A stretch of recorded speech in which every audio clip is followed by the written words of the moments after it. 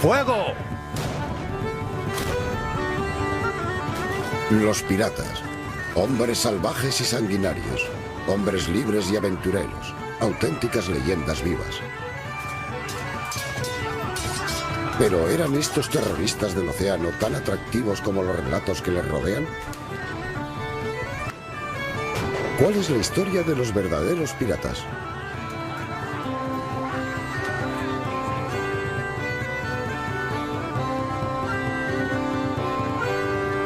Piratas, primera parte.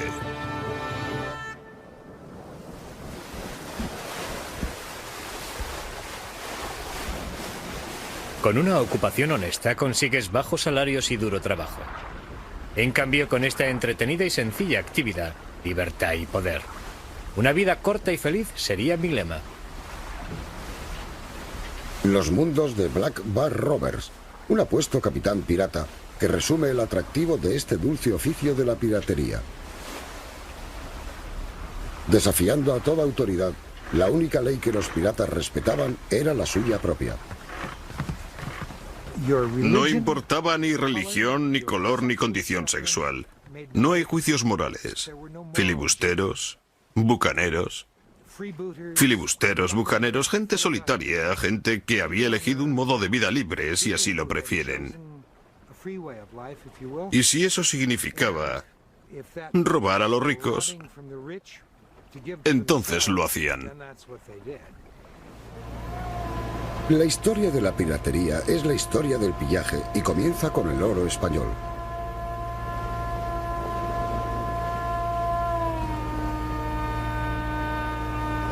Cuando Colón llegó al Nuevo Mundo en 1492, encontró una tierra de inesperada riqueza.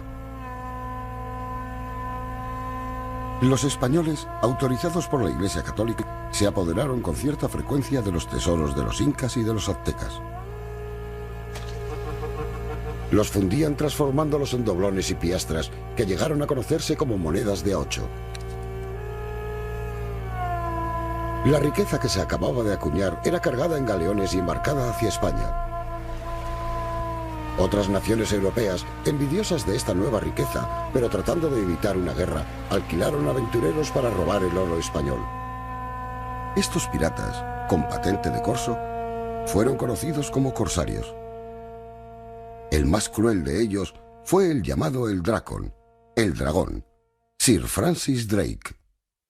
Drake era un hombre extraordinario, rebosante de vanidad, ambición, orgullo, saturado de un intenso ardor religioso, ferviente protestante y apasionado antiespañol. España es el gran estandarte católico del Papa y él odia a muerte al Papa. Llama al Papa el anticristo. Drake estaba decidido a desafiar la dominación española sobre el Nuevo Mundo. Tras 2 años de espera, obtuvo una audiencia con la reina de Inglaterra, Isabel I. Su plan iba mucho más allá de lo que ningún corsario se hubiese atrevido, arriesgándose incluso a provocar una guerra con España. En cualquier caso, si tenía éxito, haría de Isabel I una reina muy rica. Drake sabía que la plata provenía del otro lado del continente. Aquella costa del Pacífico estaba desprotegida. Era el punto débil del Imperio español. De modo que si se podía llegar hasta allí, se podía llegar al mismo origen del tesoro. Su propósito sería reunir una poderosa fuerza naval, ponerla rumbo a Sudamérica, llegar allí y asaltar a capricho la indefensa costa del Pacífico. El 13 de diciembre de 1577, Drake se hace a la mar con su flota de 5 barcos. El destino se ocultaba en secreto incluso para su propia tripulación. Su misión consistía en robar a los españoles, aunque los términos exactos de las órdenes de la reina eran ambiguos.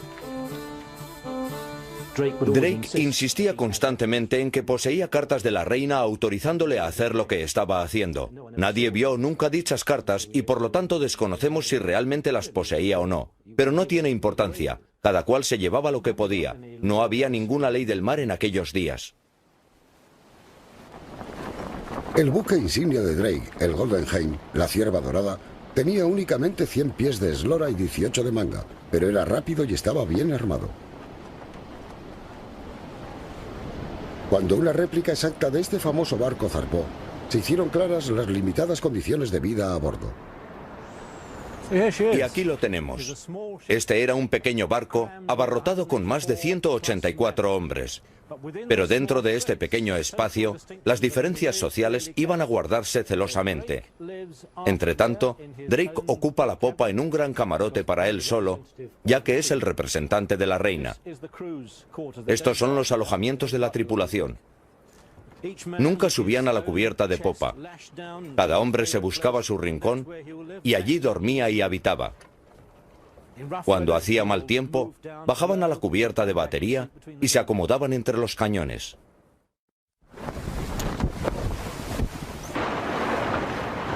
En 1947, el viaje a través del Atlántico del Golden Hind fue reconstruido por el capitán Adrian Small, quien llegó a apreciar la náutica de Drake. Nos dimos cuenta de que era mucho mejor lobo de mar que nosotros. Realizó maniobras con su barco que encontramos muy difíciles de repetir. No solían intentar hacer grandes travesías con el viento en contra, como lo hacen los yates modernos. Se dejaban arrastrar y navegaban hacia otras zonas del océano donde era posible conseguir vientos más favorables.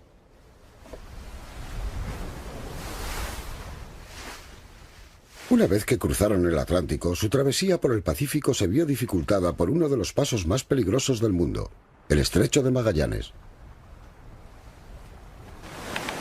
La travesía a través del Estrecho de Magallanes sería hoy considerada una proeza para cualquier barco, por no hablar de lo que supondría en la época de los galeones. Es una tremenda prueba para la navegación, y en siglos que siguieron, los barcos evitarían atravesar el Estrecho de Magallanes, prefiriendo rodear el Cabo de Hornos. Después de 6 semanas luchando contra el viento y la marea del estrecho, Drake apareció inesperadamente en el Pacífico, cogiendo a los españoles por sorpresa. ¡Fuego!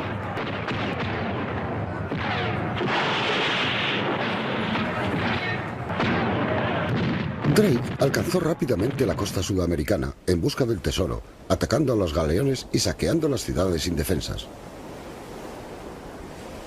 Pronto advirtió que el barco más rico del Pacífico estaba justo delante de él. Drake había oído hablar de este barco que se abría paso hacia Panamá, cargado de tesoros de las minas de plata. Tenía fama de ser una embarcación muy poderosa. Por eso se le apodó literalmente el cagafuego. Drake se dio prisa para alcanzar a dicha embarcación antes de que ésta supiera de su existencia. Tras 4 semanas de difícil navegación, por fin la avistó. Era 2 veces más grande que el Golden Hind. Para capturarla, Drake se sirvió de ciertas tácticas muy poco limpias.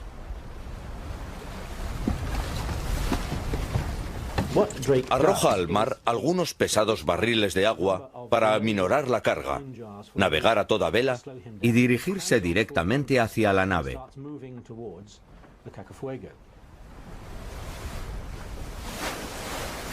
Y así, directos hacia esa nave infernal. Ese navío desconocido parece un buque mercante a todo trapo. Obviamente, viaja a toda vela, pero no alcanza una buena velocidad. Así que para descubrir quién es, la nave vira, avanza hacia Drake y se coloca a un lado. El capitán saluda al barco. ¿Quién es? ¿Qué quiere? La respuesta de Drake es «rendíos». ¿Por qué debería rendirme?, se mofa el capitán. Y por toda respuesta, Drake dispara uno de sus cañones llevándose por delante el palo de mesana.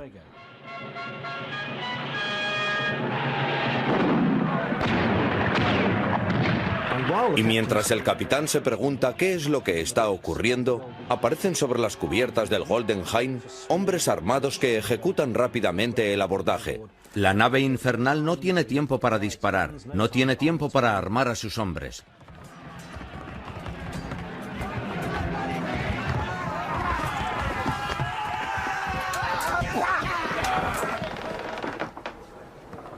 Está acabado. Es un combate corto, feroz y brillante. Drake ha capturado un gran navío. Mientras el vino corría, el cagafuego era despojado de sus zas. En aquel majestuoso barco había 1.300 lingotes de plata y 14 cofres con monedas, más una cantidad indeterminada de tesoros privados pertenecientes a varios mercaderes.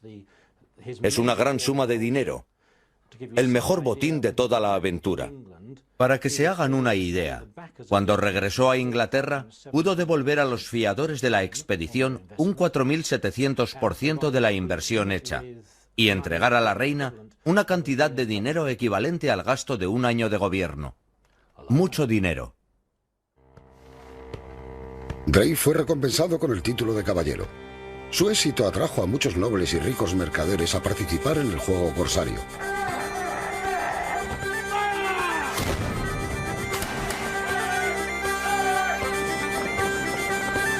En solo un año se emprendieron 1000 expediciones corsarias.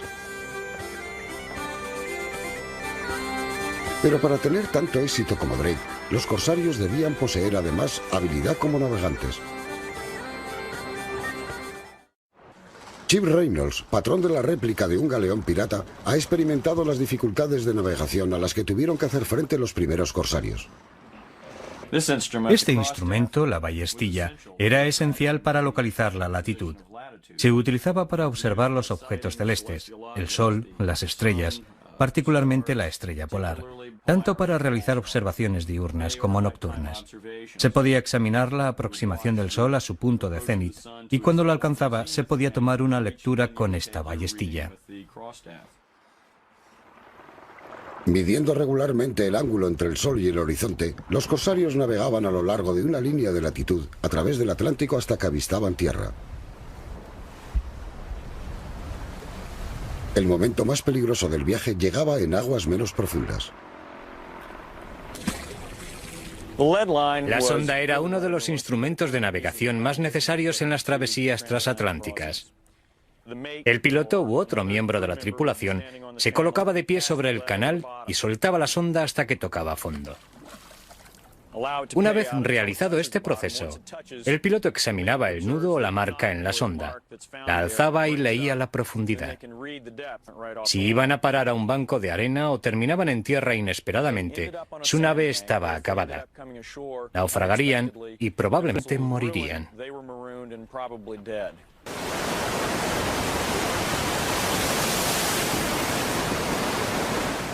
Una cuarta parte de las expediciones corsarias nunca regresó.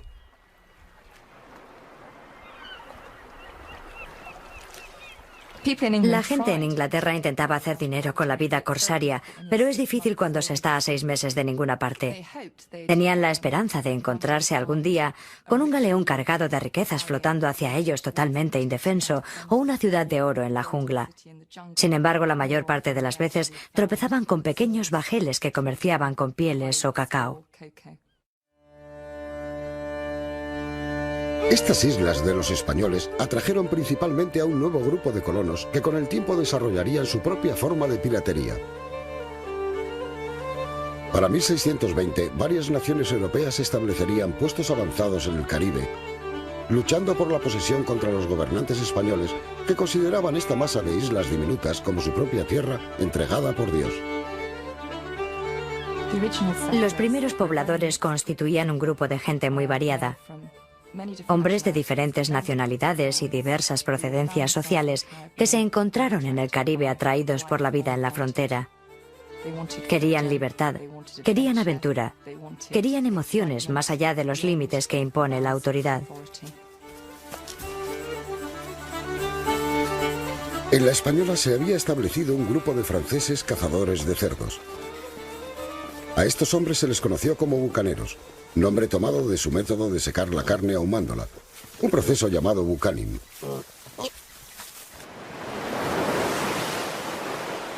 Aunque los galeones que se acercaban compraban carne a los bucaneros, los españoles no veían con buenos ojos la presencia de estos hombres. En 1630 los expulsaron de las colinas. Los bucaneros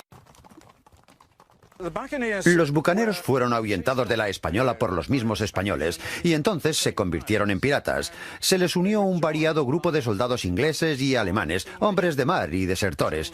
Juntos formaron un terrible equipo de hombres jóvenes, en su mayoría con edades comprendidas entre los 20 y 30 años.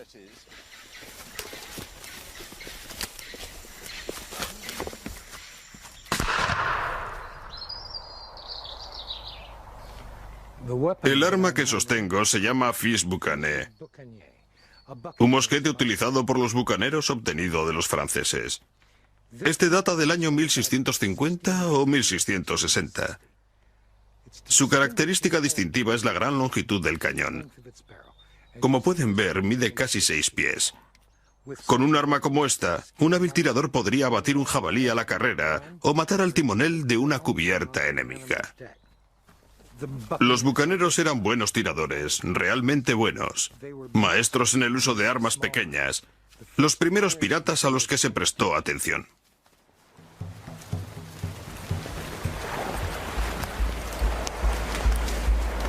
Los bucaneros desarrollaban excepcionalmente su habilidad para el tiro cuando atacaban a los barcos.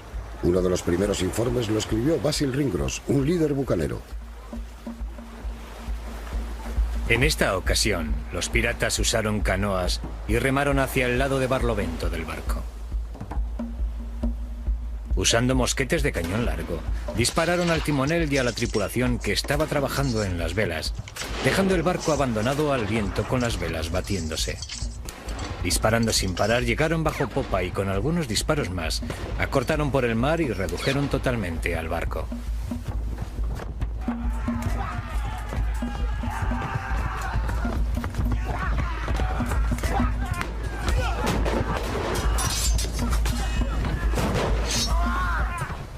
Este es el aspecto que tendría un bucanero acercándose a un lado del barco, preparándose para atacar, armado hasta los dientes, excesivamente armado. 2 pistolas, 2 machetes y probablemente, ocultas en algún bolsillo, un par de granadas de mano para arrojarlas sobre cubierta con el fin de causar el máximo terror. Una chaqueta untada con alquitrán o brea que ofrece algún tipo de protección contra las heridas de arma blanca. Como puede verse, si se hace un corte, ofrece alguna protección. ¿Cómo se siente uno con todo esto encima? Extremadamente incómodo, acalorado y pesado. En realidad eran terroristas curtidos y batalladores. No eran gente agradable, perfectamente capaces de utilizar sus armas. Eran tiradores extremadamente certeros, además de buenos espadachines y muy efectivos con los machetes. Gente sumamente desagradable y terrorífica. La pistola era el arma de fuego de ataque de los piratas, buena para un solo disparo. Una detonación y luego, ya que era grande y pesada, se lanzaba contra el enemigo tan pronto como lo tenían a unos 10 pies de distancia. Esa era la distancia preferida, pero a ese alcance era letalmente efectiva. La granada, el arma favorita de los piratas. Una carcasa de hierro esférica de unos 12 centímetros de perímetro, cargada con 170 gramos de pólvora con una mecha, hueca y con un compuesto dentro, encapsulada y sellada con cera, de forma que ninguna chispa perdida pudiese penetrar en ella. Cuando estaba encendida, tardaba unos 6 segundos en explotar y podía ser lanzada a unos 27 metros. El trabuco. El arma favorita a bordo. Se dice que era el arma preferida de Barbanegra. Estaba cargada con un puñado de balines y cuando se disparaba creaba una devastación absoluta en un amplio radio de las cubiertas. Había que dispararla así, desde esta posición, de forma que cuando retrocediese, ya que su retroceso era brutal, se pudiese amortiguar de esta manera. Si se cometía el error de colocarla contra el hombro, te lo rompía. Pero todas las armas de fuego eran de un solo disparo y debían ser recargadas. El instrumento principal de cualquier acción de abordaje era el machete, un arma para lanzar estocadas o hacer cortes, usada una y otra vez. Era corta de forma que no se enganchasen los aparejos si se la estaba blandiendo en cubierta. También se la podía blandir sobre un apretado grupo de hombres.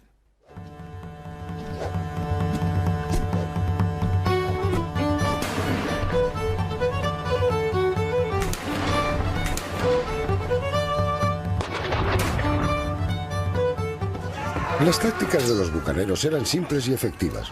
Para 1665 el 15% de todo el oro español terminó en sus manos. No solo robaban los tesoros, sino que también se llevaban el barco.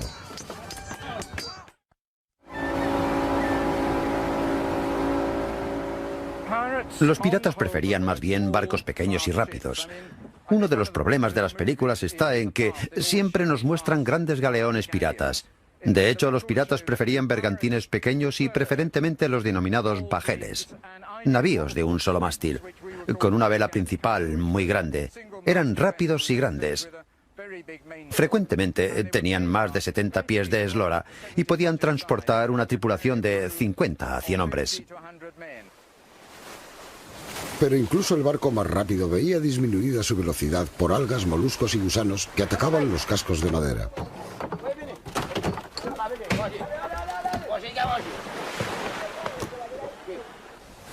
Bien, si el barco permanece en el agua 2 meses, 3 meses, tendrás un montón de trabajo que hacer para limpiarlo, ya que los moluscos y gusanos lo corroerán. Cuando roen la madera están comiendo. Solo tienen que perforar un agujero, entrar, comérselo todo y vivir allí dentro. Cuando han terminado puedes ver perfectamente cómo está podrido. Ya sabes, como el cartón, carcomido.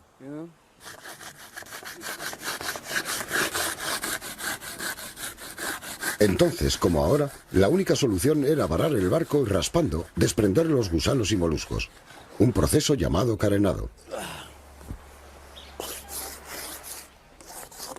Los piratas eran más vulnerables frente a los españoles cuando su barco estaba varado. Por ello necesitaban un refugio seguro.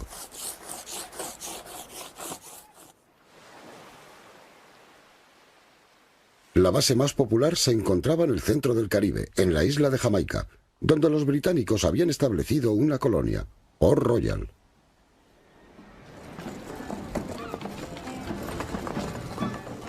Los primeros gobernadores ofrecían una autorización corsaria a cualquier asesino que ayudase a proteger la colonia hostigando a los españoles. Sin necesidad de más aliento, los corsarios de todo el Caribe acudieron en masa a la ciudad, principalmente para unirse al saqueo de los españoles. Las actividades corsarias eran ideales para el florecimiento del comercio en una nueva colonia. Requerían muy poco en el sentido de inversión de capital y ofrecían rápidas ganancias. Con ellos, los isleños ganarían en seguridad y los bucaneros mercado para los artículos capturados en el Caribe. Port Royal se granjeó rápidamente la reputación de ser la ciudad más perversa del Caribe. Los bucaneros borrachos se gastaban las fortunas en los burdeles, garitos y tabernas. Las tabernas del muelle se convirtieron en el lugar de reunión para cualquiera que estuviese fuera de la ley en el Caribe.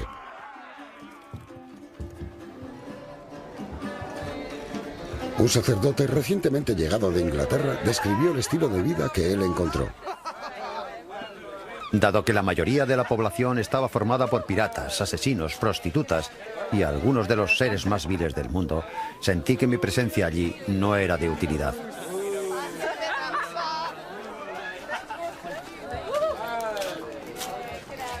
Se marchó en el mismo barco. Richard McClure ha recopilado los vestigios del pasado salvaje de Port Royal.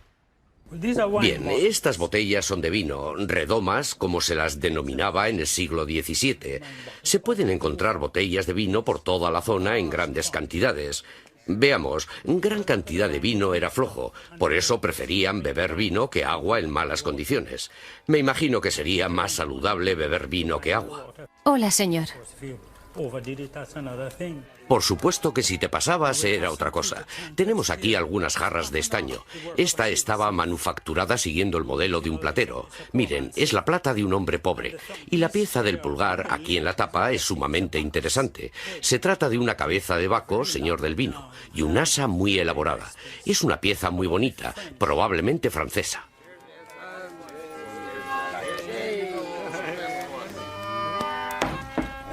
Después de beber, llega el remedio para las resacas, las botellas farmacéuticas. Aquí tenemos una pequeña colección de botellas medicinales, y entre todas estas cosas, como puede verse, hay también jeringuillas. Esta es una grande, muy bonita por cierto. No me pregunten qué medicina iba dentro. Ellos tenían toda clase de cosas extrañas para tomar. Sin problemas.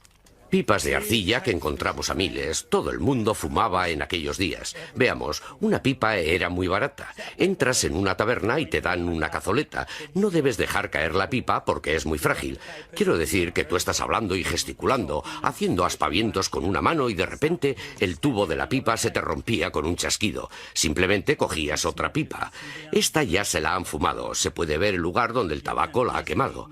Además, se pueden adivinar fácilmente los nombres de los fabricantes por las iniciales grabadas en la pipa. L.E. Llewellyn Evans, fabricante galés. La evidencia de un pasado cosmopolita aún se puede encontrar en la gente de hoy en día. Me llamo Maureen Dowie y soy de Port Royal, pero mi abuelo era cubano. Mi abuelo era irlandés. Mi madre es jamaicana, mi padre inglés. Mi padre era africano. En cambio, mi madre es una mezcla de escocesa y alemán.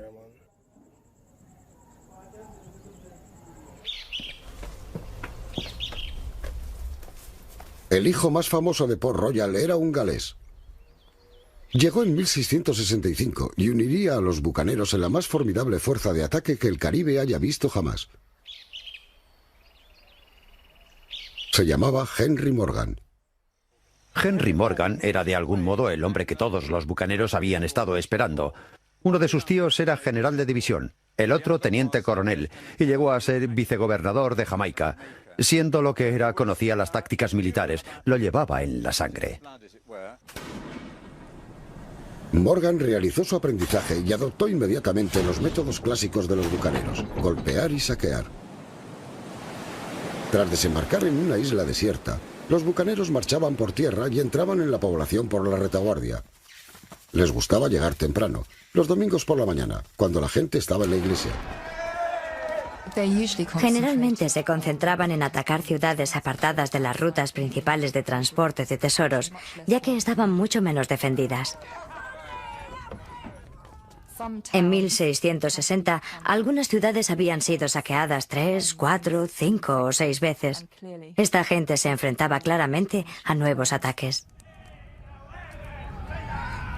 El insaciable apetito de Morgan por conseguir más botín le condujo a atacar ciudades más grandes. Pronto se obsesionó con la joya de la corona: Panamá, el eje dorado del Imperio Español. Panamá fue elegida por dos razones. Los bucaneros estaban bastante seguros de que encontrarían allí grandes cantidades de oro y plata, y en segundo lugar, había toda clase de razones simbólicas. Era la gran ciudad española en el centro de América, y si ellos pudieran capturarla y, mejor aún, quemarla hasta los cimientos, acabarían con la influencia española y sería una vergüenza para los españoles. La ciudad de Panamá se halla situada en la costa del Pacífico. Los españoles pensaron que era segura porque estaba protegida de los piratas del Caribe por 18 millas de jungla. Para tomar Panamá, Morgan necesitaría reclutar una armada y eso es lo que hizo. El punto de reunión estaba en la costa sur de la Española.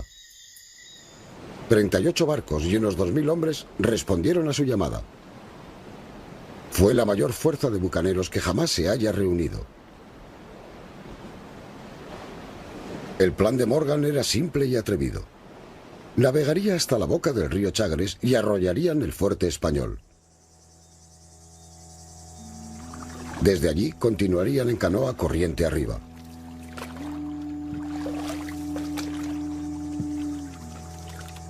El objetivo de Morgan era coger a los españoles completamente por sorpresa. Uno de sus acompañantes era Alexander Schmeling, un cirujano alemán que llevaba un diario de la campaña. Mientras ascendíamos por el río, oíamos a los indios dando alaridos en la distancia y gritando: «¡Perros! ¡Id a la jungla, perros!». Ninguno de nosotros conocía el terror que nos esperaba.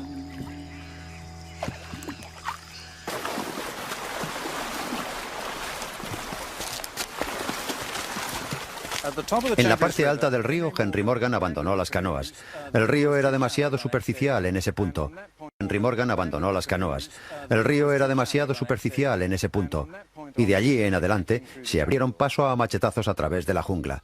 Creo que para nosotros es ciertamente imposible comprender en realidad las condiciones a las que se enfrentaban.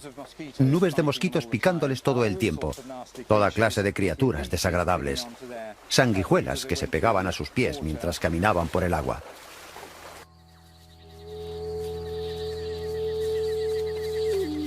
No solo había insectos y sanguijuelas que infestaban el avance de los bucaneros. Los indios frecuentemente tendían emboscadas a los rezagados e informaban de su posición a los españoles. Así que cuando llegaban a un poblado, lo encontraban abandonado. No había ganado, ni comida, ni agua. Incluso los pozos estaban envenenados.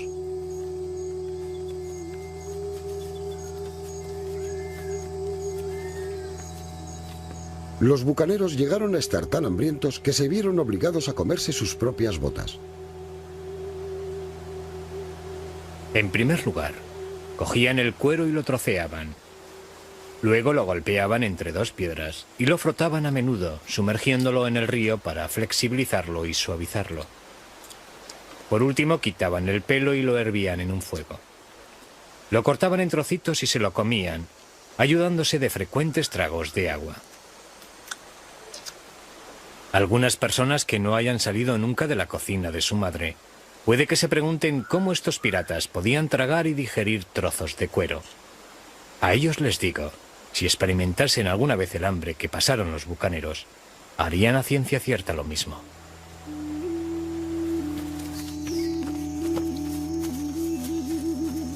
Después de 9 días y 18 millas de larga y difícil caminata a través de la jungla, los bucaneros alcanzaron la gran planicie ante la ciudad de Panamá.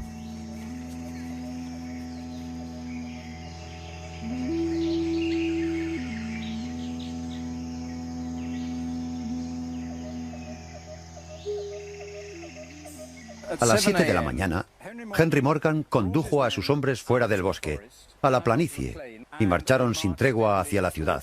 Don Juan, el gobernador de Panamá, tenía a todos sus hombres alineados delante del campo que conducía a Panamá. Casi 2000 hombres, incluyendo jinetes. El punto flaco es que solo 300 son soldados profesionales.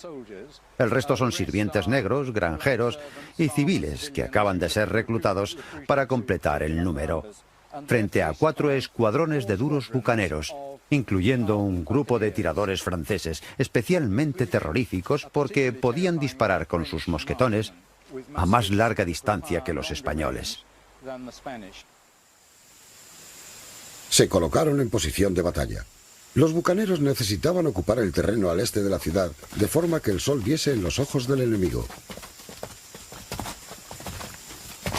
Morgan envía a uno de sus escuadrones a capturar una colina que, según observa, domina el campo de batalla.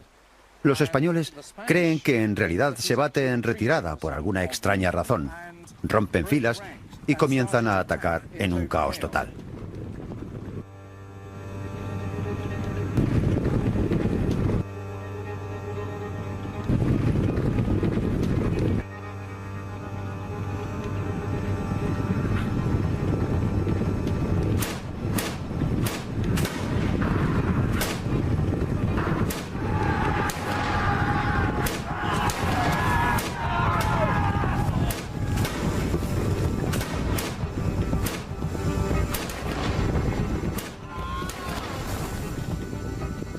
La Armada Española, tal y como sucedieron las cosas, estaba tan desmoralizada que en un instante decidieron poner pies en polvorosa y huir.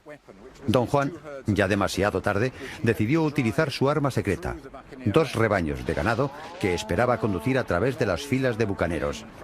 Pero el ruido y el estrépito asustaron a las vacas, que dieron la vuelta, dirigiéndose violentamente en retirada hacia las filas españolas. Fue una completa farsa.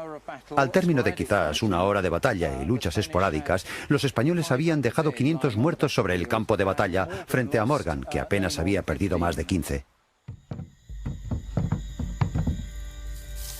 Don Juan estaba decidido a que los bucaneros no encontrasen nada valioso si tomaban Panamá. Una gran parte del tesoro había sido escondido de antemano, dando órdenes tajantes de destruir todo lo demás.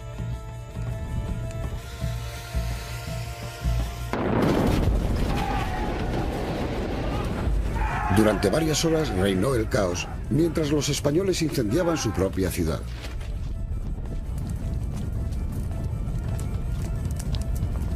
Cuando los bucaneros finalmente llegaron, sus esperanzas de hallar algún tesoro se desvanecieron como el humo. Moviéndose de casa en casa, dejando un rastro de desolación, torturaron a todo el que se negó a entregarle su oro. Pero el objeto más valioso estaba todavía por descubrirse. Mientras los criminales alcanzaban la catedral, un ingenioso fraile extendió una capa de cal sobre el gran altar dorado.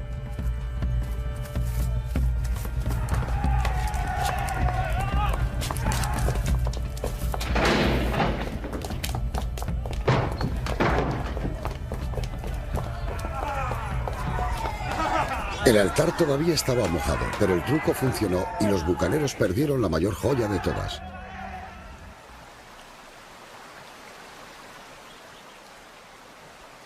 Se fueron con 175 mulas cargadas de plata y algo de oro, un equivalente a 3.190.000 euros, que divididos entre unos 1.000 hombres no era realmente mucho. Y por último, para agravar las cosas, pensaron que Morgan les había engañado, considerando que no habían conseguido lo que merecían. ¿Cuánto se quedó Morgan del tesoro de Panamá? Sigue siendo un misterio.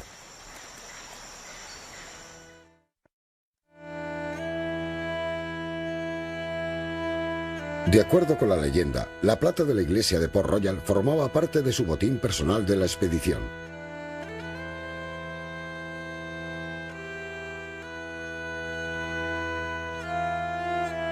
Para España, la pérdida de este tesoro fue trivial comparado con las consecuencias políticas a largo plazo para su imperio.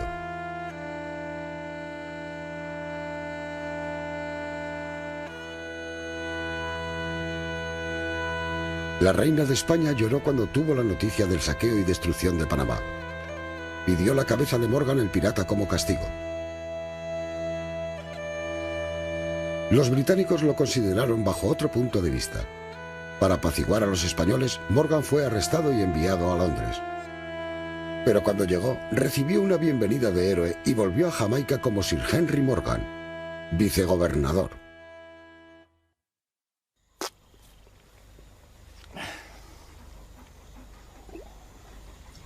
Como oficial del gobierno británico, se esperaba que Morgan arrestase a los que le habían ayudado a atacar la principal ciudad española. Él era un gran líder bucanero, pero en absoluto un burócrata. Y por supuesto se esperaba que asistiese a las reuniones del Consejo, pero no lo hizo. Se dedicó simplemente a beber y pasárselo en grande con sus compañeros en las tabernas locales. Realmente triste. Los últimos años los pasó muy enfermo, bebía demasiado, pero murió pacíficamente en su hacienda. Su médico comentó que había fallecido a causa de la bebida y del trasnochar. En cualquier caso, fue uno de los pocos bucaneros que terminó sus días relativamente en paz. Morgan murió finalmente el 25 de agosto de 1688. Se dispararon 22 salvas de cañón y se declaró fiesta oficial. Sería la última vez que un pirata era festejado en una colonia británica. 4 años más tarde, Port Royal afrontaría su propio día del juicio. En 1692, el suelo se abrió y la mitad de la ciudad se deslizó hasta el mar debido a un gran terremoto. Murieron miles de personas.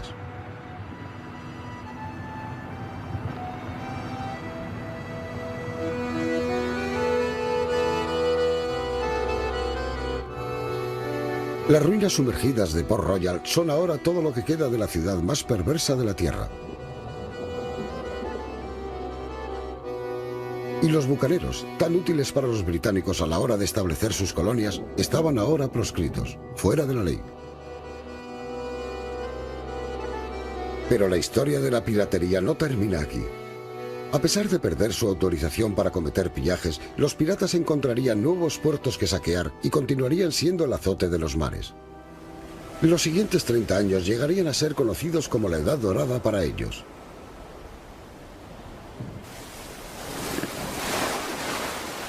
Los piratas del período comprendido entre 1680 y 1725 estaban en guerra con todos los países sobre la faz de la Tierra. Estimamos que de una manera u otra había entre 5 y 10.000 individuos implicados en la piratería bajo las órdenes de 70 capitanes diferentes.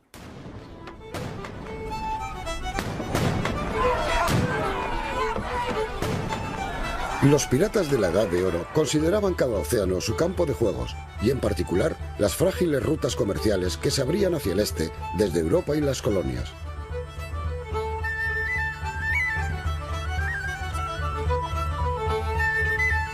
Marfil y piedras preciosas de África.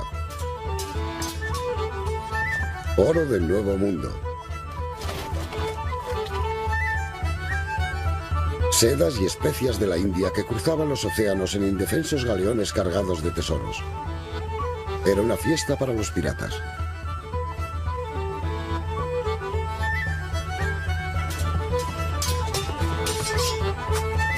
Estos ataques comenzaron a suponer una amenaza real para el comercio mundial.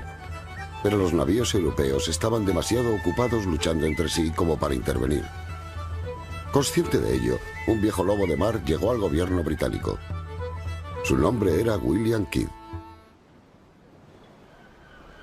Kidd era un corsario retirado que residía en Nueva York cuando obtuvo su nombramiento para acorralar a los piratas. El gobierno inglés no intuyó sus verdaderas intenciones y en 2 años se convertiría en el pirata más famoso del mundo.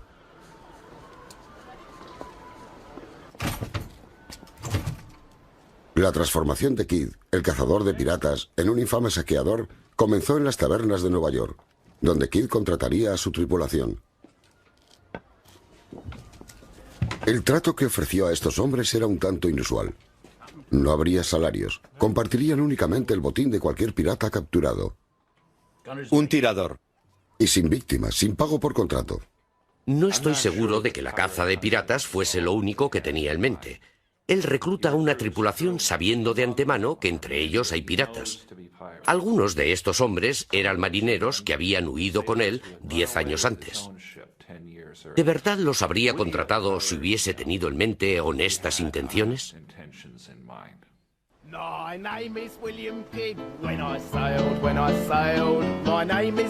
En 1696, Kidd zarpa con su variopinta tripulación con destino a las Indias Orientales.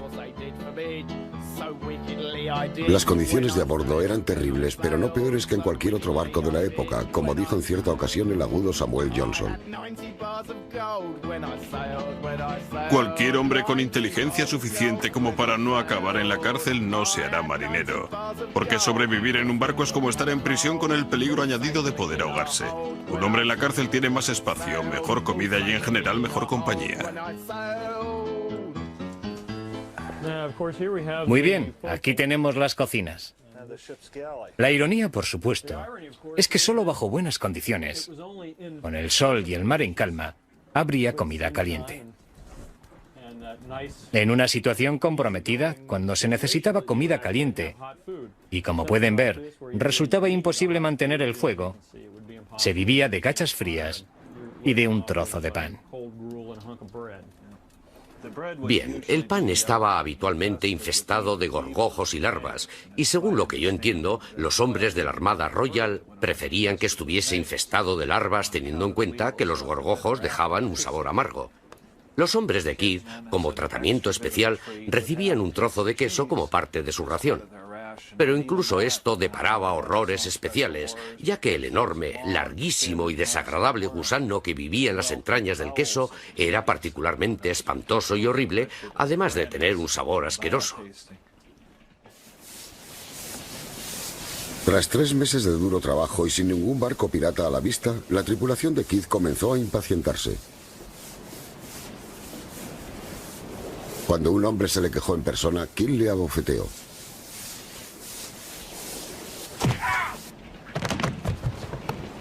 El artillero William Moore murió 2 días más tarde.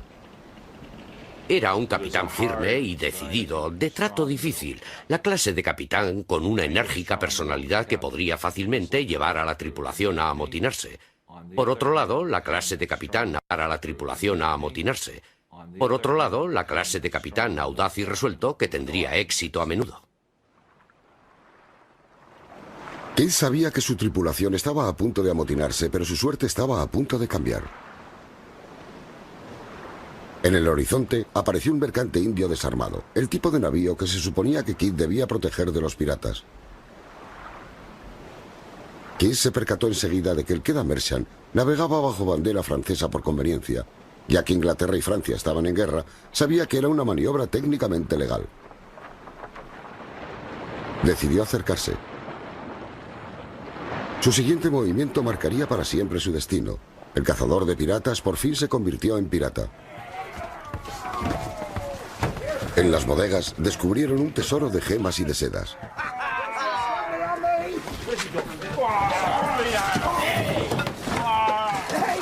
Emprendieron rumbo a casa, dejando atrás, hundiéndose, su barco.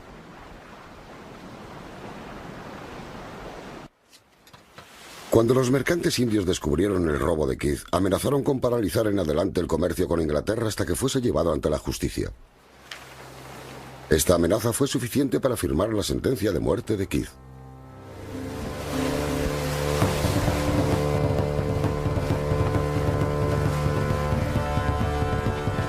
¡Fuego!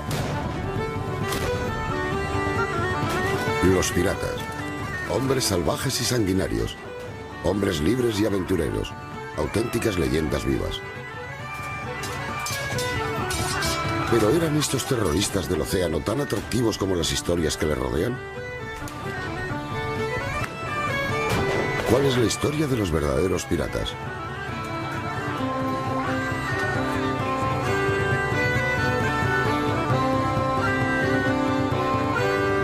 Piratas, segunda parte.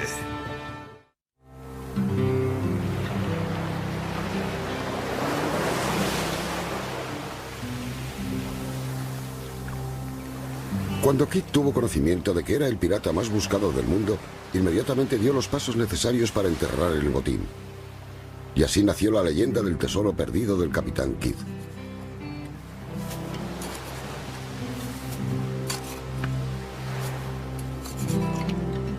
Puede que lo ocultase en una isla al sur del mar de la China. Nunca se ha encontrado nada. Varios meses más tarde, cuando llegó al Caribe, Keith abandonó el Queda Merchant.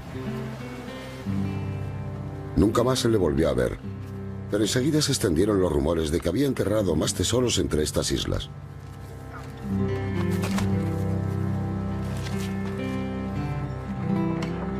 En el otoño de 1699 fue avistado de nuevo a bordo de un pequeño balandro en Lord Island Sound. Únicamente aquí en las Islas Gardiners ha sido encontrado el último de sus tesoros enterrados. 738 onzas de oro y 3/4 y 847 onzas de plata y media, 6 balas de ropas preciosas, muselinas, sedas, tisú de oro y exóticos productos de las Indias.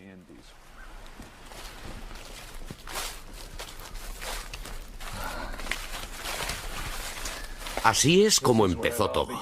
Todas las maravillosas historias de cazadores de tesoros que nos han entretenido desde la infancia. Porque es aquí donde, en 1699, el capitán Kidd enterró su tesoro. Quizás sea el tesoro más famoso de todos los tiempos. Pero Kidd nunca volvería a las Islas Gardiners. Sería arrestado y devuelto a Inglaterra para someterlo a juicio. El tesoro recuperado se utilizaría finalmente para pagar a los inversores de su fallida expedición. Solo una pequeña parte de este tesoro todavía existe. Esta es una pequeña muestra de lo que entonces se conocía como paño de oro. Seda con hilos de oro tejidos. De acuerdo con una tradición popular de Gardiners, Kidd estaba tan agradecido con la señora Gardiners por el cerdo asado que le había preparado para la cena, que le regaló este tisú de oro de seda. Más tarde acabaría transformando en vestidos para sus hijas, guardando como reliquia familiar el retal de uno de los vestidos.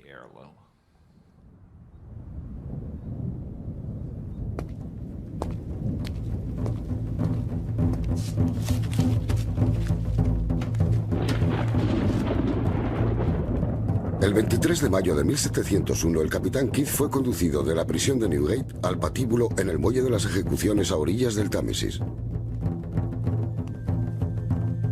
Una multitud de 200.000 personas acudieron para ver colgar al famoso pirata. Algunos esperaban que revelara la situación de su tesoro, pero su perorata de borracho no aclaró nada.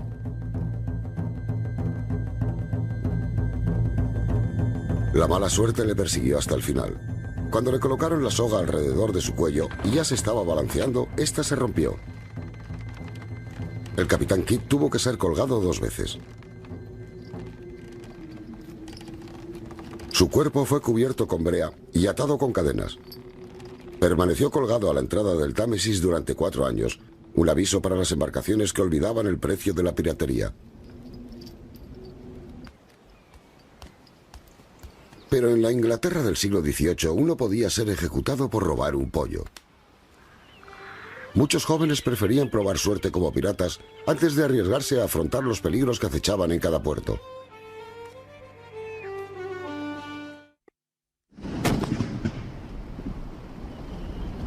Algunas de las embarcaciones más valiosas capturadas por los piratas eran barcos de esclavos.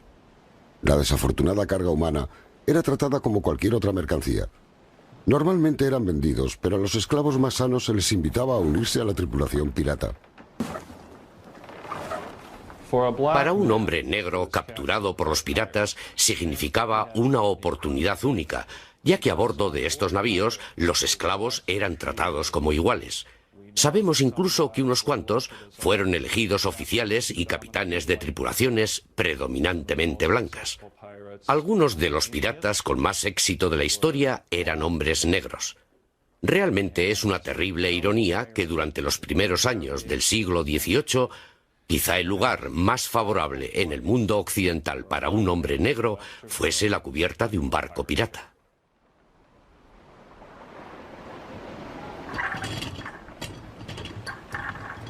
Este principio de igualdad era fundamental para la forma en que los piratas dirigían sus barcos. Machetes y armas de fuego listas para ser utilizadas. Tenían reglas y cláusulas que se suponía que todo hombre debía firmar al comienzo del viaje. Nunca atacarse entre ellos a bordo, sino resolver las disputas en tierra firme con su espada y su arma. Los piratas fueron atraídos a los más ricos mares del mundo. El Caribe era una reserva de caza ideal para los piratas. En primer lugar, porque existía una visibilidad condenadamente mejor que la del Atlántico Norte, y a los piratas les gustaba el buen tiempo. Pero la causa principal era que se hallaban entre las principales rutas comerciales. Todos los barcos que desde África se dirigían hacia América atravesaban el Caribe, y a un pirata le proporcionaba literalmente cientos de lugares para esconderse.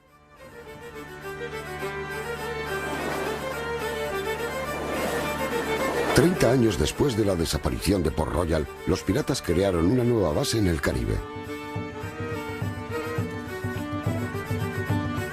La isla de Nueva Providencia en las Bahamas se había convertido en una república pirata gobernada por los mismos piratas.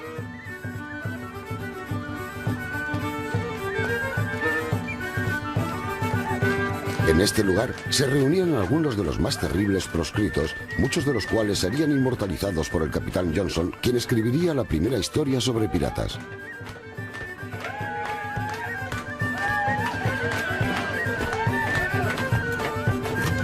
Uno de los más famosos fue una joven arpía llamada Anne Bonny.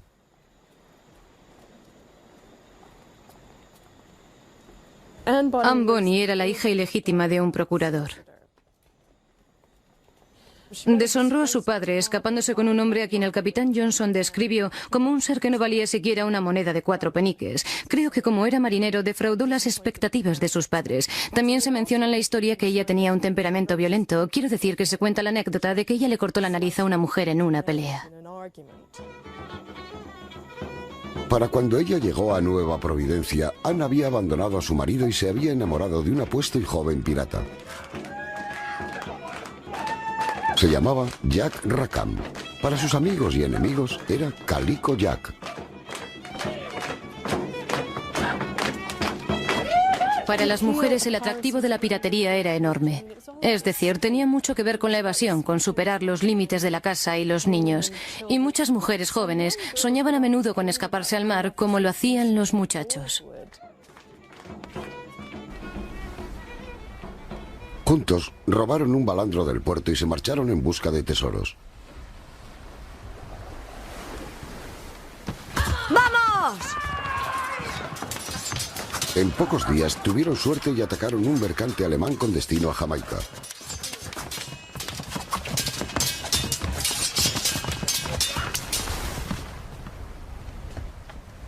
A bordo, la única persona que hablaba inglés era un delicado joven que llamó la atención de Anne. El nombre del chico era Mary Read. Uno de los puntos de similitud entre la historia de Mary Read y Anne Bonny es que Mary Read también era hija ilegítima. Sin embargo, esta última había crecido como un hombre desde su nacimiento, a causa de la muerte de su hermano, que era el legítimo. Su madre la había hecho pasar por su hermano ante su suegra para conseguir de la familia mayor apoyo e ingresos. Y a la edad de 13 años, su madre, que estaba pasando por muy malos momentos, envía a Mary a trabajar como sirviente de una mujer francesa. Aburrida de los quehaceres domésticos, Mary escapó a Flanders, donde luchó en las guerras de secesión españolas como soldado de caballería. Cuando las guerras terminaron, se disfrazó de marinero y se unió a un barco alemán que se dirigía a Jamaica.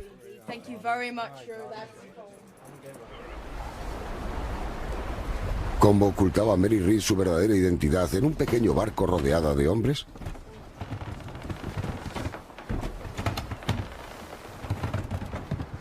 Después de 10 años de experiencia navegando en grandes barcos, Nicky Alfred puede imaginar perfectamente las dificultades por las que pasó Mary. Creo que disfrazarse habría sido muy difícil. Me imagino que se cortarían el pelo y llevarían ropas amplias. Sobre todo tus pies y manos se vuelven ásperos y se ajan enseguida. Todo el mundo corre descalzo por todas partes y todos son sogas. Y tus manos, por supuesto, de tirar de ellas, se queman por el roce. Y salen callosidades muy duras en las palmas de las manos y en los dedos. Este sería más o menos el mayor cambio, aparte de que, por supuesto, los músculos del cuerpo se desarrollan. La vida diaria sería bastante dura. En lo que se refiere a lo personal, como ir al baño, posiblemente saldrían de noche, deslizándose hacia lo que eran los retretes, los pescantes. Grandes trozos de viga de madera donde se cuelgan las anclas y, como el resto de los hombres, donde se cuelga uno mismo hacia afuera. Seguramente era mejor ir de noche que de día.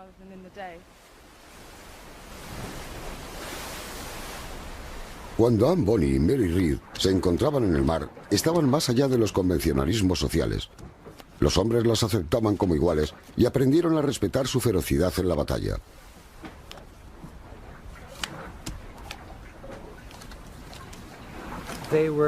Eran tan fieras como cualquiera de los piratas masculinos.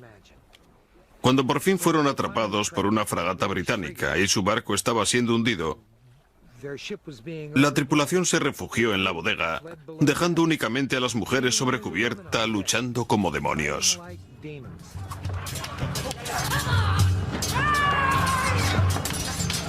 Las dos mujeres permanecieron desafiantes hasta el final, pero sus días de piratería se habían acabado.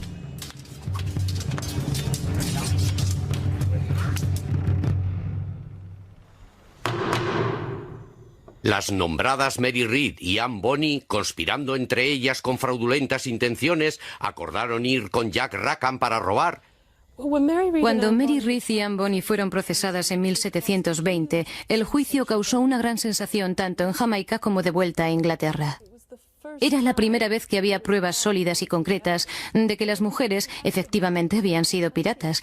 Quiero decir que antes había toda clase de historias sobre ellas, incluso baladas, pero esta era la primera vez que supimos de verdad que existían y fue como si una fantasía se hubiese convertido en realidad.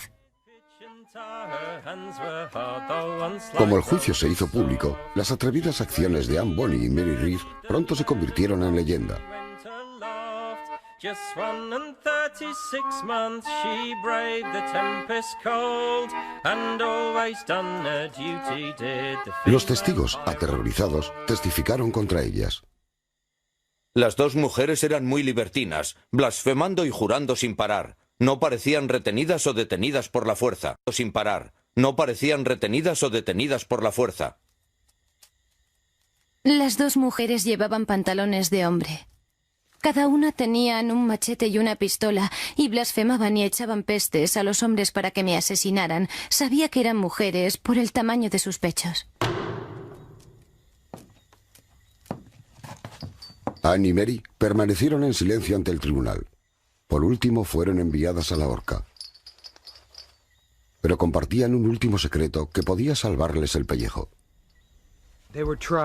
Aunque fueron procesadas y sentenciadas a la horca, no se pudo llevar a cabo la sentencia, porque las dos estaban embarazadas, y el derecho inglés prohibía en tal caso la ejecución. Y se realizó un reconocimiento. De este modo escaparon de la soga del verdugo. Mary Read tuvo a su hijo, pero los dos morirían de fiebre en los trópicos de Jamaica. Nadie sabe qué pasó con Anne Bonny, pero no fue ahorcada.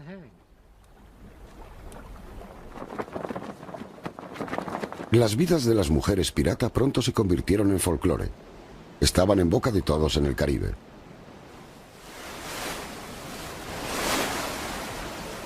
En el Caribe tenían un método común de ataque. El barco pirata divisaba un barco en el horizonte. Se acercaba y le seguía durante un rato intentando descubrir cuántos hombres había a bordo, si estaban bien armados y si valía la pena abordarlo. Entonces se aproximaba un poco más, probablemente ondeando banderas amigas para crear sensación de seguridad en la tripulación. Puede que incluso se acercaran directamente y pidiesen agua o algo parecido. Y entonces, en el último momento, toda la tripulación aparecía sobre cubierta haciendo el mayor ruido posible para provocar el máximo terror. La mayoría de los barcos mercantes del Caribe navegaban con pequeñas tripulaciones y quizás algunos cañones de señales. Un barco pirata iba repleto de hombres. Incluso barcos piratas bastante pequeños navegaban con tripulaciones de 50, 60 y muy a menudo incluso de 200 o 300 hombres. Era una batalla completamente desigual.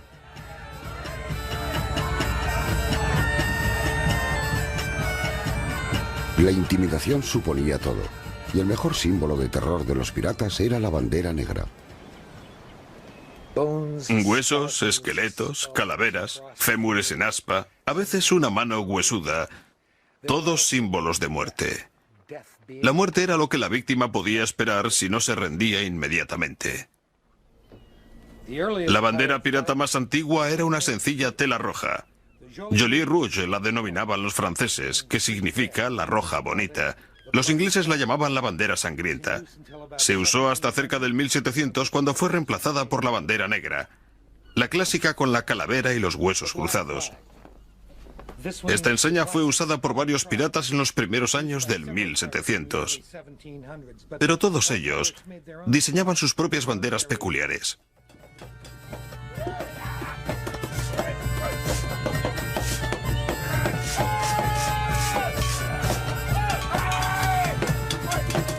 Los piratas confiaban en capturar el barco sin disparar un solo tiro.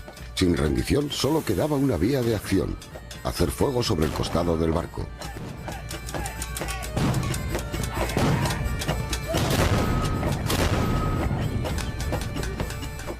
¡Entrad en batalla!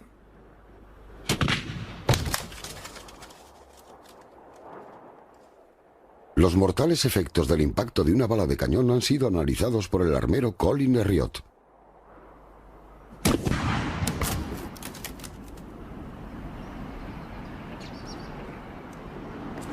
Bien, como pueden ver, la bala del cañón no ha traspasado directamente el casco de madera.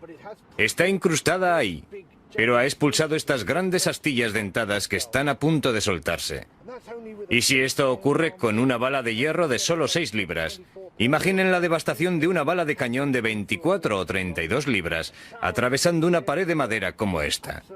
Una lluvia de metralla por todas partes. El infierno absoluto en la tierra. Pero creo que vamos a tener que intentarlo de nuevo y esta vez vamos a poner un poco más de pólvora en el cañón. Bien, supongo que estamos a unas 25 o 30 yardas, bastante cerca para un cañón pequeño. Este era el alcance al que hacían fuego, lo que nos brinda la oportunidad de disparar con una trayectoria horizontal o point blank. La expresión punto ciego viene ahora a significar muy cercano. Pero en su forma original quería decir disparar con una trayectoria horizontal, de modo que había que estar bastante cerca y eso es lo que vamos a hacer. Sí. Ahora se parece más. Estas son las astillas de las que he estado hablando. Imagínenselas volando por todas partes. Miren su punta, dentada, horrible. Matan cualquier cosa. La función de una bala de cañón es perforar el casco para causar daños. No es la bala de cañón la que mata a las personas, aunque una bala de cañón golpeando a alguien de lleno haría de él un desagradable revoltijo. Las astillas, la metralla son realmente letales. La bala de cañón destroza y las astillas hacen el resto. ¡Prendedle fuego!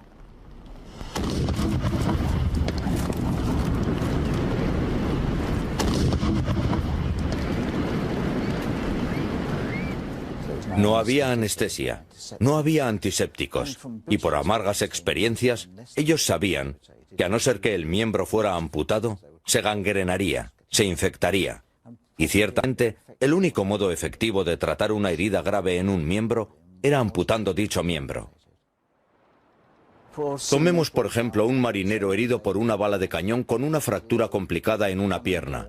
Lo colocaríamos sobre la mesa. Sus compañeros le pondrían un trozo de cuero entre los dientes para evitar que gritara demasiado. Otro hombre para sujetar la pierna.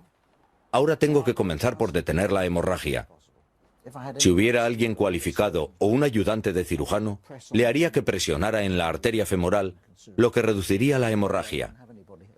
Probablemente no dispondría de nadie tan cualificado, así que realizaría un torniquete alrededor del muslo para detenerla, muy doloroso pero muy efectivo.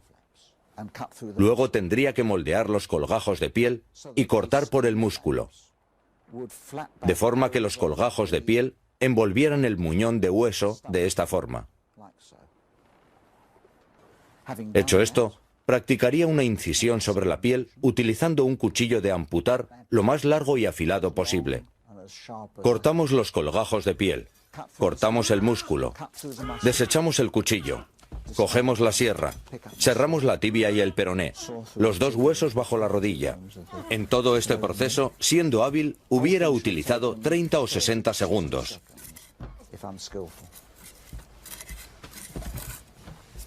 Recogeríamos las arterias con tenacilla, tiraríamos de ellas hacia abajo, atándolas con un hilo de seda.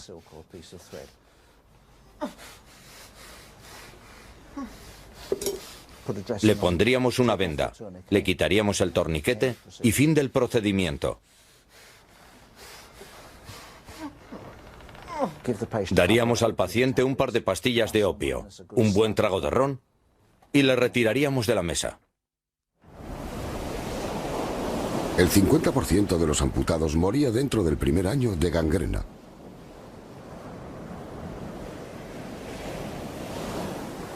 Perder un miembro era muy común.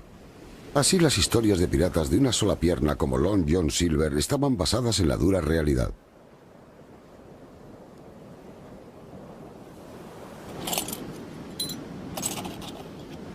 Esto impulsó a los piratas a inventar uno de los primeros sistemas de bienestar del mundo occidental. Una de las cosas más sorprendentes sobre los piratas es el sistema de seguro médico que establecieron en caso de perder algún miembro durante la batalla. El convenio era que la mano derecha o el brazo derecho eran lo más valioso, así que si perdías uno, te pagaban 500 monedas de a 8. La mano izquierda valía 400, lo mismo que una pierna, y si perdías un ojo, conseguías únicamente 100 monedas. Dice mucho de la forma en que establecían sus reglas en una época muy poco democrática.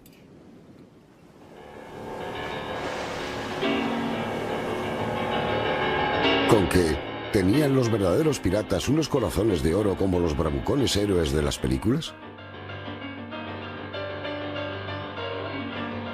¿Eran tan honrados y valientes como los representó Hollywood? Es importante no pensar en los piratas como héroes. No deberían serlo. Eran hombres duros, brutales y viciosos.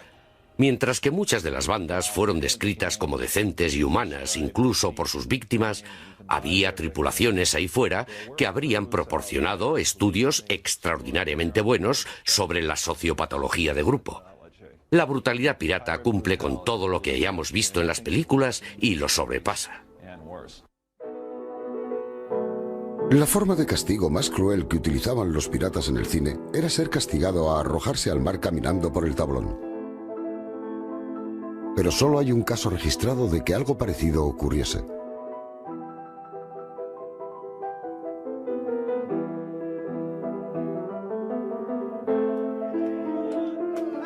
El método de tortura de los piratas era mucho más sádico. Torturaban a sus víctimas para conseguir información sobre algún tesoro y algunas veces únicamente por venganza. Iban particularmente a por el capitán, y si se descubría que el capitán había sido cruel con la tripulación, le cortaban simplemente la garganta y lo tiraban por la borda o lo torturaban antes de tirarlo. Era como si los piratas estuviesen desquitándose, ya que la mayoría de ellos eran antiguos soldados tratando de vengarse de aquellos que les habían maltratado en el pasado. Algunos relatos de torturas piratas son especialmente espantosos. Un capitán cometió el error de tirar el tesoro por la borda. Su castigo fue que le cortaran los labios y los hirvieran ante sus ojos.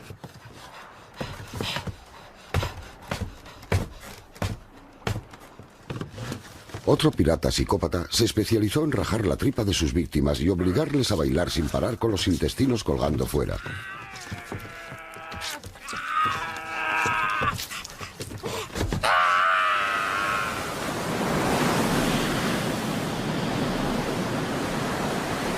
Los piratas reservaban los peores castigos para sus iguales. Estar aislado o ser abandonado en una isla desierta es un destino que hoy en día podemos considerar como el paraíso. Pero abandonado con una sola botella de agua y una pistola, el pirata debía hacer frente a una muerte prácticamente segura. Y este fue el castigo que inspiró a una de las mejores historias de supervivencia en una isla desierta: Robinson Crusoe. Robinson Crusoe fue claramente el más famoso de todos los náufragos, pero Daniel Defoe se basó en un personaje real, Alexander Selkirk. Este era un pirata escocés que acompañaba a una expedición corsaria. Tuvo una discusión con el capitán de su barco, quien le abandonó en la isla de Juan Fernández. Lo abandonaron junto a cierta cantidad de cosas. Tenía una pistola, un hacha, un cuchillo y una Biblia que le ayudó siempre a superar los malos momentos. Pasó allí 4 años y 4 días, y cuando finalmente fue rescatado, apenas sabía hablar inglés.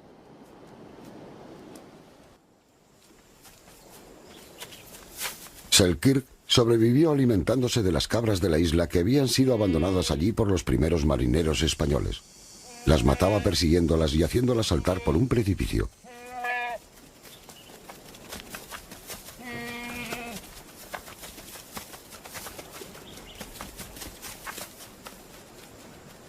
Cuando se aburría, enseñaba a bailar a las cabras y sobrellevaba su melancolía recitándose salmos en voz alta. Aseguró ser mejor cristiano cuando estaba en la isla de lo que había sido nunca antes ni lo sería jamás.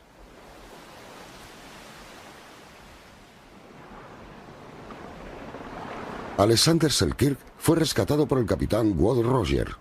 Este entregó un ultimátum del gobierno británico a los piratas del Caribe. O bien aceptaban una indulgencia real para septiembre de 1718 o se enfrentaban a la soga del ahorcado. El primer puerto que visitó fue Nueva Providencia, todavía el hogar de unos 2000 asesinos. Muchos optaron por aceptar la indulgencia, pero muchos más se escaparon, incluyendo al pirata más famoso de todos, Edward Teach, más conocido como Barba Negra. Dejaba crecer su negra barba hasta una altura que resultaba extravagante. En los momentos de acción se clavaba cerillas encendidas en el sombrero que le iluminaban cada lado de la cara, haciéndole parecer una figura tal que ni siquiera la furia del infierno parecía tan espantosa.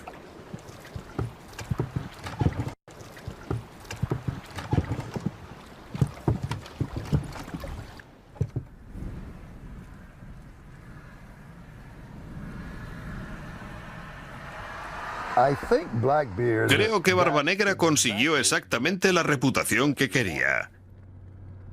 Barba Negra era con mucha probabilidad mejor actor que yo. Creo que Barba Negra era un hombre que tuvo la habilidad de asumir sus limitaciones y construir sobre ellas un personaje que todavía recordamos 300 años después de su muerte. Quizá Barba Negra nunca mató a nadie.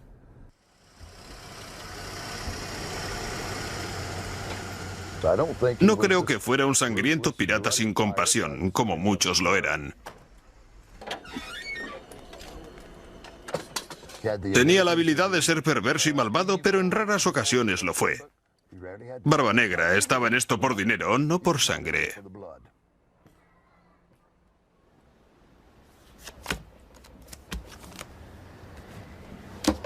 En una desafortunada ocasión, estaba jugando a las cartas con su primer ayudante, Israel Hans. Hans fue lo suficientemente estúpido como para dejar que su capitán colocase las cartas boca arriba. Estás jugando limpio, Hans. El señor Hans cojeó desde entonces. Ya saben, le había volado la rótula. Mi reputación continuó creciendo.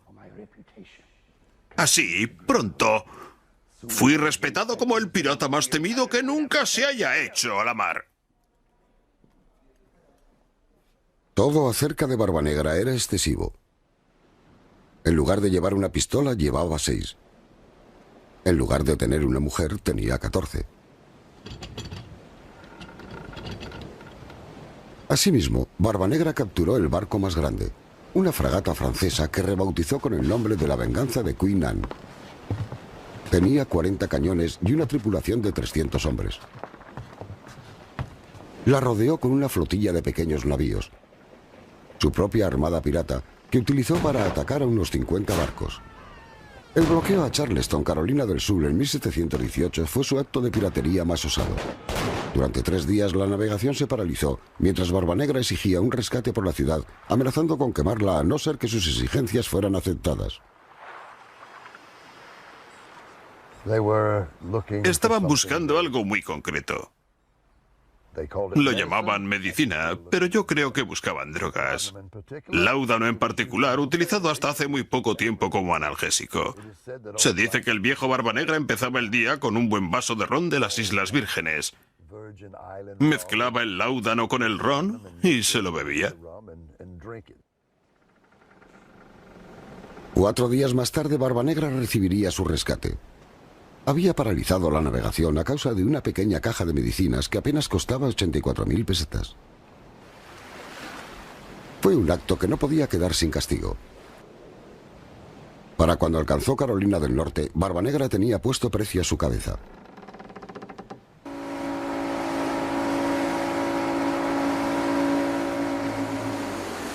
Enseguida se percató de que, a pesar de tener a todo el mundo en contra, él era un hombre de gran calibre por haberse dedicado al acecho de Charleston.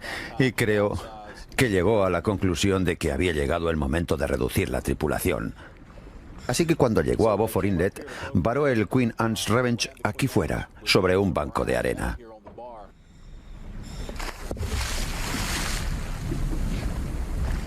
En 1997, el arqueólogo marino Dave Moore y su equipo investigaron un barco hundido que parecía ser el Queen Anne Revenge. Encontraron un par de anclas y muchos cañones, lo que sugiere que era un barco grande.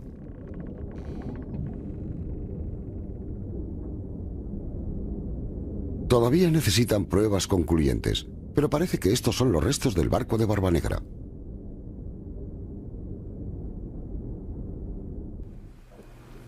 Esta es una pequeña campana recuperada del lugar.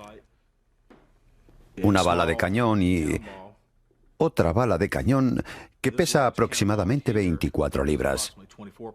Un cañón de latón protegido por una chapa de plomo. Y aquí tenemos otro tema interesante. La chapa de plomo, que se conocía como mantelete, y se ajustaba alrededor o se colocaba sobre el extremo del cañón por encima del fogón. Con el Queen Anne Revenge localizado, si realmente podemos probar que lo es, sería el tercer barco pirata que, según tengo entendido, ha sido localizado. Esto le confiere un significado especial a este naufragio en particular, aparte de la obvia asociación con el pirata Barbanegra. Quizás uno de los más famosos piratas que hayan navegado jamás.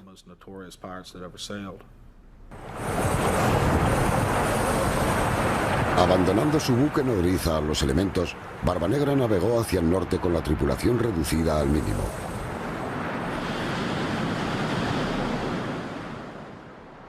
Su destino era su vieja guarida predilecta, la remota isla de Ocracoke.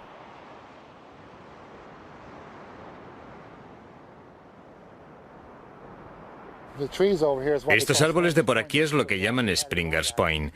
Aquí es donde Barbanegra tenía su escondrijo. Todavía queda una vieja guarida de los días de Barbanegra. Este enorme grupo de piratas estaba aquí en Ocracoke y eran supuestamente la mayor concentración de piratas de Norteamérica. Y se habló de fortificar Ocracoke como refugio de piratas para convertirlo en un fuerte. Para evitar que Ocracoke se convirtiera en una fortaleza pirata, 2 balandros de la Armada Real fueron enviados para hacerles frente. Estaban comandados por Robert Maynard, el más viejo alférez de navío de la Armada, cuya promoción había sido ignorada en 4 ocasiones anteriores. Estaba decidido a no dejar pasar esta oportunidad. El 21 de noviembre de 1718, Maynard arribó a Ocracoke y echó el ancla en la ensenada.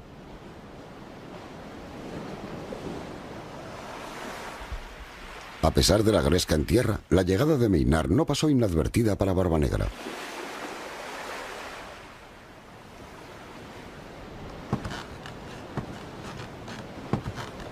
No sabía en realidad quién era, pero se imaginaba que enviarían a alguien para matarlo. Y uno de los modos en que la isla de Ocracoke consiguió su nombre fue porque Barbanegra dijo entonces, "Oh cock crow", "Oh gallo cacarea", esperando a que el gallo cantara a la mañana siguiente para poder descubrir quién era el enviado y matarle. Cuando el amanecer reveló los insignificantes barcos sin cañones de Maynard, la confianza de Barbanegra creció. Usaría su profundo conocimiento de estas aguas traicioneras para atrapar a su enemigo.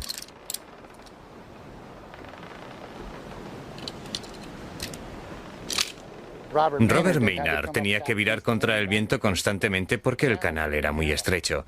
Se decía que Barbanegra tenía sus canales secretos cuya ubicación él y solo él conocía, y él haría encallar a los barcos con engaños. Barbanegra atrajo a uno de los bajeles hacia un banco de arena y dio rienda suelta al poder de su batería de costado sobre el navío encallado. ¡Fuego!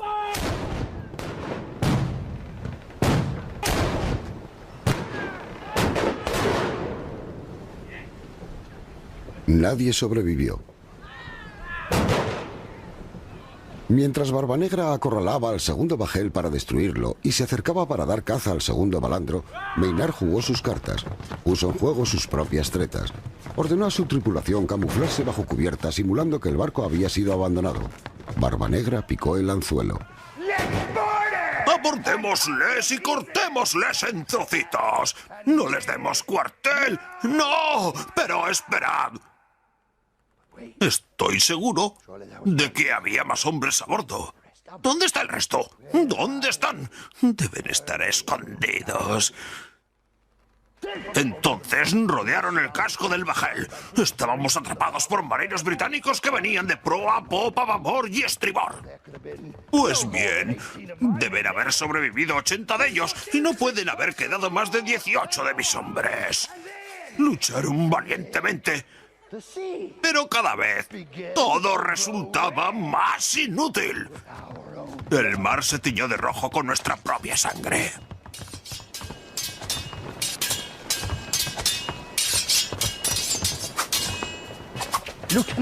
Mientras observaba a Robert Maynard de la Armada Real Inglesa, se volvió hacia mí. ¡Sí que lo hizo! Le miré fijamente. Él me miró a su vez y entonces cobardemente me cortó de un tajo el cuello. Se cuenta que Barbanegra se negó a morir. Cuando su cuerpo sin cabeza fue tirado por la borda, según la leyenda, dio la vuelta al barco 7 veces. Ciertas noches algunas luces vagan por Teach Hall. Se cree que es el cuerpo de Barbanegra que está vagando, persiguiendo su cabeza.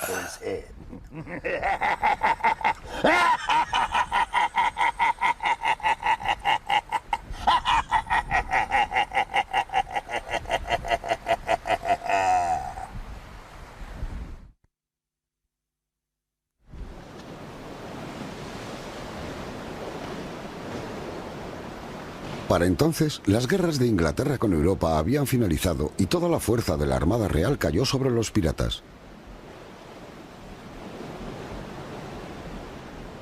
Este barco era una plataforma para cañones. Estaba diseñado solo para ir de A a B y proteger las rutas marítimas. Cualquier pirata que circulase dentro del radio de acción de más o menos 1 milla sabía que 140 cañones podían marchar hacia él. Creo que preferiría zozobrar o salir pitando. Yo lo haría.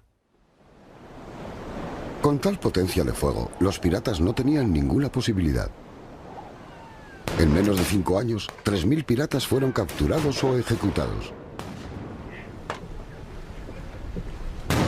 Pero había un hombre a quien incluso la Armada temía. Irónicamente, era un devoto cristiano que nunca había probado el alcohol. Black Bart Roberts. Bartolomé Roberts fue, además del más alarmante y terrorífico, el que más éxito obtuvo de entre todos los piratas. No era el más famoso. Barbanegra era mucho más famoso, aunque poseía una buena maquinaria propagandística. Bartolomé Roberts tenía la reputación de haber atacado 400 barcos en su vida, y yo he leído numerosos informes de los gobernadores de las islas. He leído cuadernos de bitácora de los capitanes y no cabe ninguna duda de que posee un asombroso récord de ataque a barcos. Parece que era un hombre severo y disciplinado, bastante bien parecido, moreno y taciturno, extremadamente cruel en el trato que dispensaba a los barcos que atacaba. Cortaba las orejas y narices de sus víctimas y en ocasiones clavaba a algún marino al mástil como escarmiento ejemplar. Un personaje espantoso.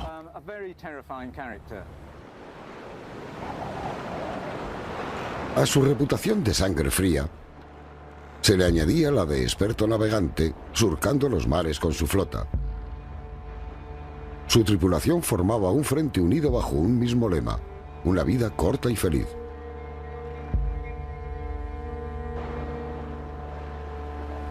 Su flotilla recorría las costas occidentales de África, saqueando sistemáticamente los puertos a los que llegaban.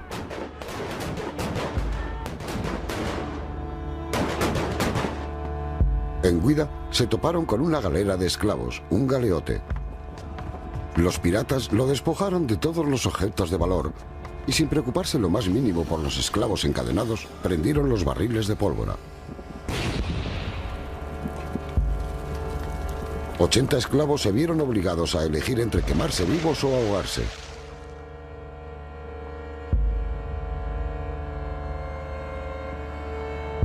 Fue uno de los actos de piratería más cruentos que se conocen.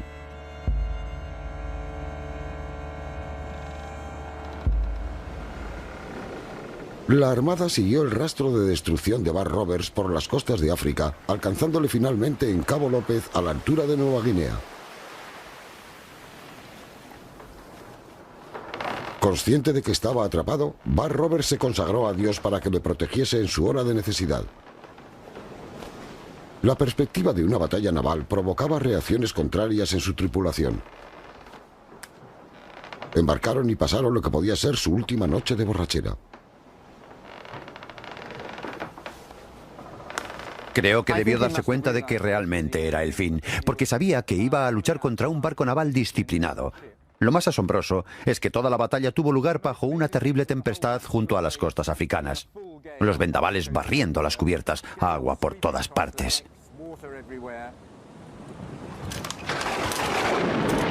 Antes de huir levando anclas como cualquier otro pirata, Bar Roberts ignoró la tormenta y condujo a su tripulación ebria directamente hacia el barco de batalla que se aproximaba.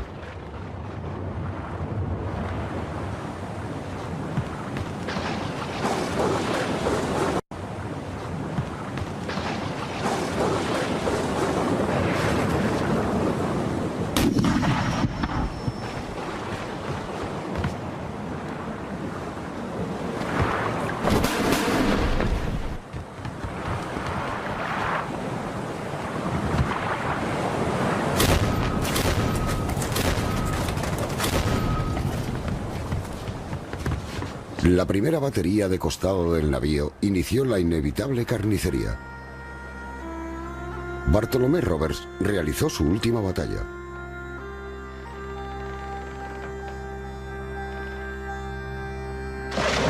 Su última voluntad consistiría en que su cuerpo fuese arrojado por la borda para que no pudieran hallar su cadáver.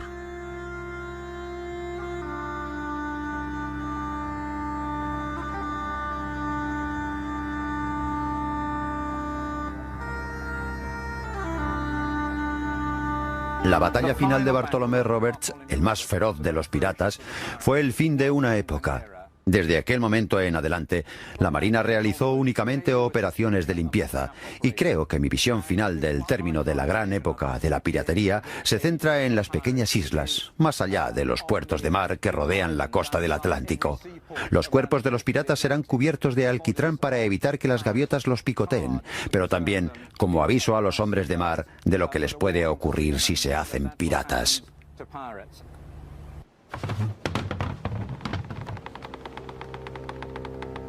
La ejecución en masa de 52 miembros de la tripulación de Bar Roberts señaló el espantoso final de la edad de oro de la piratería.